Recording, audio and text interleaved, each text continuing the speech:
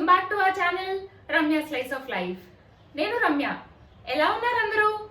ఏం చేస్తున్నారు అనేది కింద నా కమెంట్ సెక్షన్లో అయితే కమెంట్ చేయడం మర్చిపోకండి. నా వీడియోస్ కనుక నచ్చితే లైక్ చేయండి, షేర్ చేయండి అండ్ నా ఛానల్ని సబ్స్క్రైబ్ చేసుకోవడం మర్చిపోకండి. సబ్స్క్రైబ్ చేసుకున్నాక పక్కనే వచ్చిన బెల్ ఐకాన్ని కూడా క్లిక్ చేస్తే నేను కొత్త వీడియో పెట్టిన వెంటనే మీకు నోటిఫికేషన్స్ కూడా వస్తాయి. సో ఇవాళ వీడియో వచ్చేసి ఒక డిఫరెంట్ స్టైల్ ఎగ్ రెసిపీ మీతో షేర్ చేసుకుందాం అని చెప్పి స్టార్ట్ చేశాను. ఈ రెసిపీ వచ్చేసి చాలా ఓల్డ్ రెసిపీ మాట. మా నాన్నమ్మ గారు చేస్తూ ఉంటారు ఈ రెసిపీ.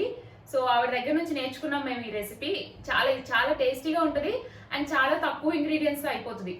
యూజువల్గా మనం చేసుకునే ఎగ్ కర్రీ స్టైల్లో కాకుండా కొంచెం డిఫరెంట్గా ఉంటుంది అండ్ చాలా తక్కువ ఇంగ్రీడియంట్స్తో కూడా అయిపోతుంది ఈ recipe. So without any further delay let's get into my video.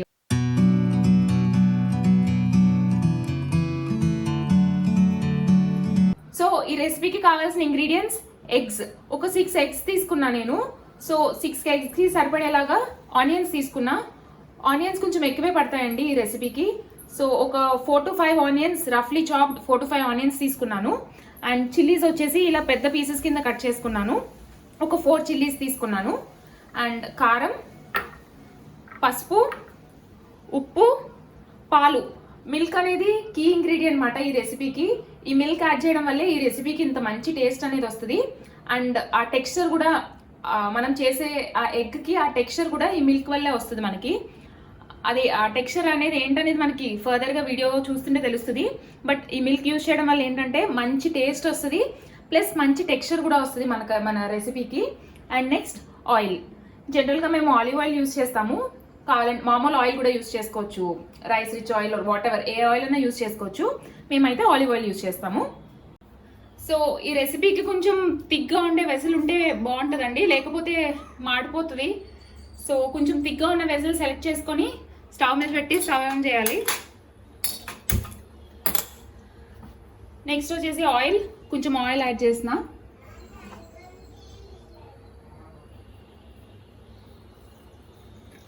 కొంచెం ఆయిల్ హీట్ అయ్యాక అప్పుడు దాంట్లో ఆనియన్స్ యాడ్ చేయాలి, onions and chillies. Oil heat అయిపోయింది, ఆనియన్స్ యాడ్ చేయాలి.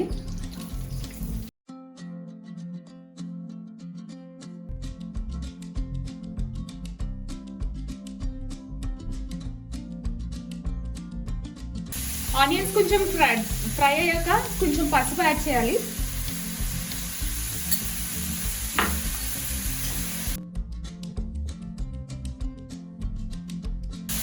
కొంచెం సాల్ట్ యాడ్ చేస్తున్నాను. ఆనియన్స్కి సరిపడేంత సాల్ట్ వేసుకోవాలి.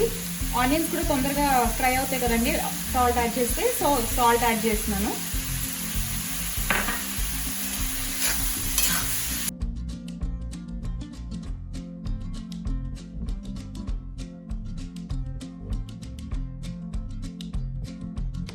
కొంచెం ఆనియన్స్ బాగా దగ్గర పడే వరకు వేపాలి.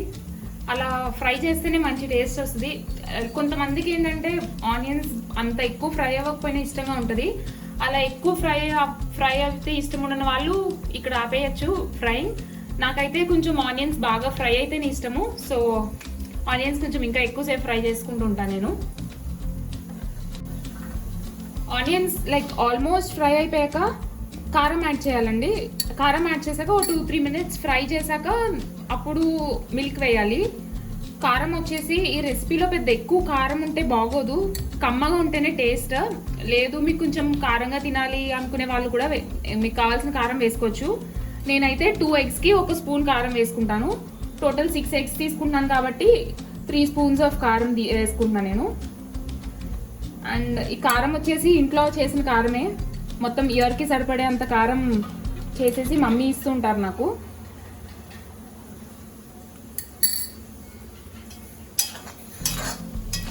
కారం వేసుకున్నాక ఒక 2-3 minutes ఫ్రై చేసుకోవాలి కారం వాసన పోయే వరకు, లేకపోతే కారం వాసన వచ్చేస్తుంది కూర అంతాని.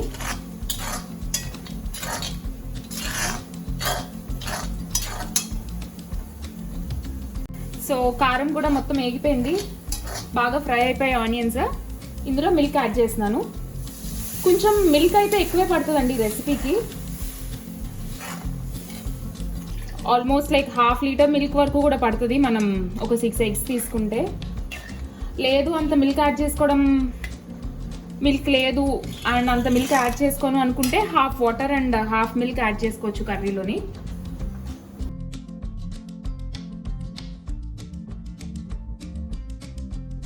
సాల్ట్ అండ్ కారం ఇప్పుడే చెక్ చేసేసుకోవాలి మిల్క్లోనే.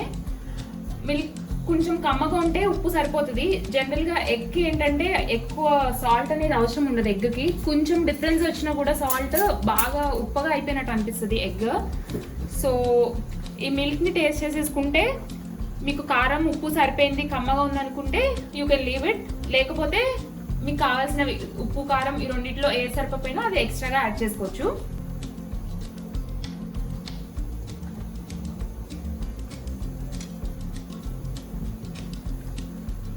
నాకైతే ఆల్మోస్ట్ సరిపోయినాయి అన్నిని. కొంచెం సాల్టే తక్కువైనట్టు అనిపిస్తుంది, కొంచెం సాల్ట్ యాడ్ చేస్తున్నాను.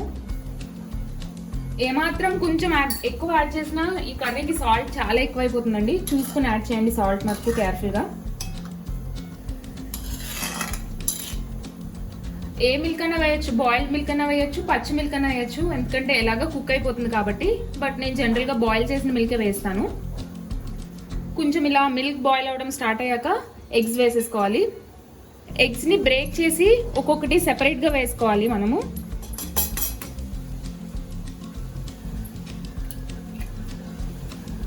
అండ్ ఒక్కసారి ఎగ్స్ వేసాక ఇంకా అసలు డిస్టర్బ్ చేయకూడదు మనం డిష్ని. డిస్టర్బ్ చేస్తే ఎగ్ షేప్ డిస్టర్బ్ అయిపోతుంది. సో ఎక్కడ వేసుకున్నామో కరెక్ట్గా చూసుకుని ప్లేసెస్ 6 ఎగ్స్ వేసుకుంటాను నేను.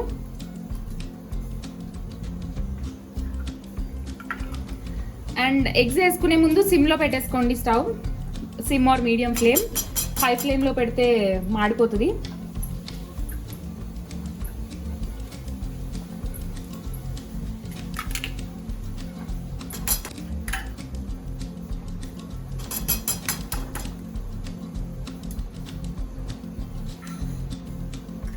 సో 6 ఎగ్స్ వేసేసుకున్నాను.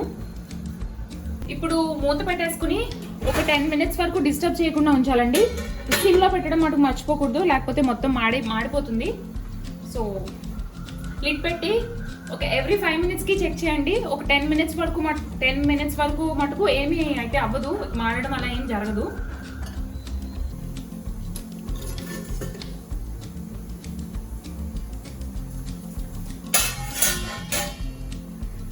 సో ఇంకా అవ్వలేదు. ఇలా ఎడ్జెస్లో కదుపుకుని చూస్తే మనకు తెలుస్తుంది ఆ ఎగ్ అనేది బాగా కర్డ్ అయిందో లేదు. ఇంకా షేక్ అవుతుంది కదా, ఇలా షేక్ అవుతుంటే ఇంకా వదిలేయాలి. ఇంకొంచెం సేపు కర్డ్ లాగనివ్వాలి. ఇది అయిపోయింది ఒకటి. అలా బిల్లల కింద క్యూబ్స్ కింద ఫామ్ అవుతాయండి ఎగ్స్, మనం అలా డిస్టర్బ్ చేయకుండా వదిలేస్తే. ఖచ్చితంగా మర్చిపోకుండా మీడియం ఫ్లేమ్లో అయితే పెట్టండి. హై ఫ్లేమ్లో పెడితే మొత్తం కింద మాడిపోతుంది, పైన ఉడకదు. సో ఇది ఇంకా అవ్వలేదు, ఇంకొక 5 మినిట్స్ వదిలేద్దాము.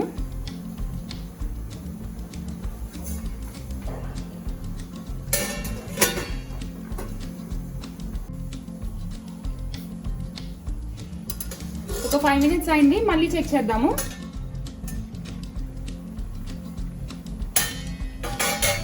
ఆల్మోస్ట్ అయిపోయింది. ఇదిగో చూడండి, ఇలా జనరల్గా ఏంటంటే ఈ కర్రీ చేసేటప్పుడు ఇలాంటి ఫ్లాట్గా ఉన్న అట్ల కాడలు ఇలాంటివి తీసుకోవాలి. అప్పుడే మనకి వీటిని ఫ్లిప్ చేయడం ఈజీగా ఉంటుంది ఈ ఎగ్స్ని. సో ఇప్పుడు 1 బై 1 ఫ్లిప్ చేసేస్తాను నేను.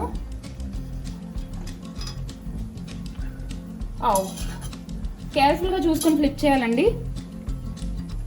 ఇంకా అవ్వలేదు, ఇది అంత పర్ఫెక్ట్గా ఫ్లిప్ అవ్వలేదు.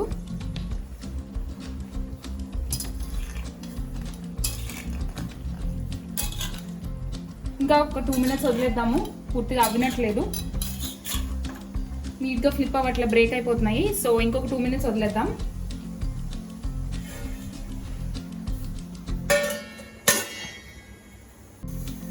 So it's almost done. ఇప్పుడు ఫ్లిప్ చేసేద్దాం 1 బై 1 నీట్గాని. ఎస్, కొంచెం ఇలా గట్టిగా అయ్యే వరకు వెయిట్ చేయాలండి. ఇందాకలా కంగారు పడి తిప్పేస్తే దీనిలాగా కొంచెం షేప్ అనేది కరెక్ట్గా రాదు. కొంచెం వేసుకునేటప్పుడు గుర్తుగా వేసుకోవాలి ఎక్కడ వేసుకుంటున్నాం అనేది, సో దట్ కన్ఫ్యూజ్ అవ్వము ఫ్లిప్ చేసేటప్పుడు. నేను ఈ కర్రీ ఎక్కువసార్లు చేస్తాను కాబట్టి ఫ్లిప్ చేయడం నాకు ఈజీగా ఉంది. కొంచెం ఫ్లిప్ చేయడం ఒక గరిటతో కష్టమైన వాళ్ళు ఇంకో స్పూన్ తీసుకొని ఫ్లిప్ చేసుకోవచ్చు నీట్గాని.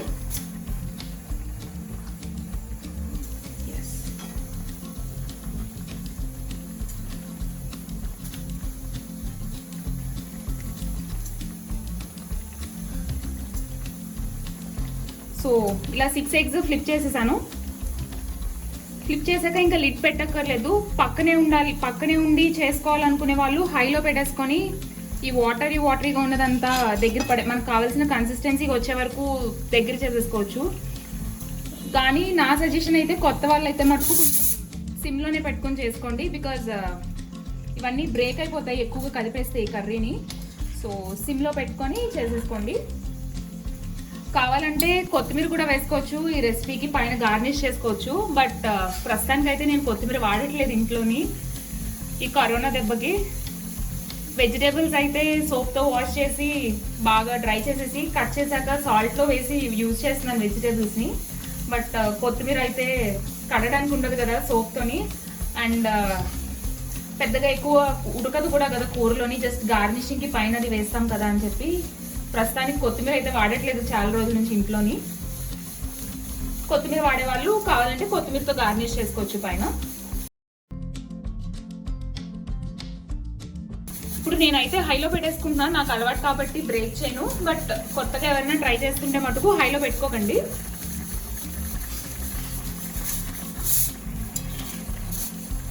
హైలో పెట్టాక మెల్లగా కదుపుకుంటూ ఉండాలి, లేకపోతే కింద మాడిపోతుంది, పైన వాటర్ పైన అలా ఉంటుంది.